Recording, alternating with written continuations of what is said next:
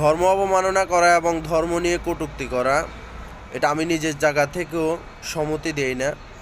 পৃথিবীতে 4000-এরও অধিক ধর্ম আছে। আমি সকল ধর্মের প্রতি শ্রদ্ধাশীল। যদি কেউ ধর্ম অবমাননা করে তাকে আপনি আইনের হাতে তুলে দিন, তার শাস্তি নিশ্চিত করুন।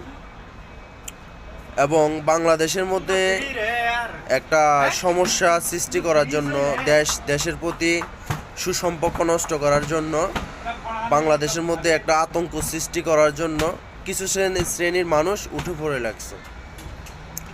তো আমাদেরকে নিজেরা সেফ রাখতে হবে এবং বাংলাদেশে এই সমস্যাগুলো থেকে আমাদেরকে বাইর হতে হবে।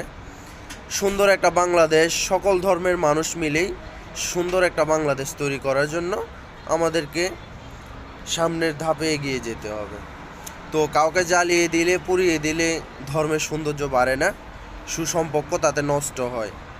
তো সকল ধর্মের প্রতি সম্মান শ্রদ্ধা রেখে আমার ছোট কথাগুলা এখানে সমাপ্তি করলাম। সবাই ভালো থাকুন, সুস্থ থাকুন। সবার প্রতি সৃষ্টিকর্তার নিকট দোয়া কামনা রইল।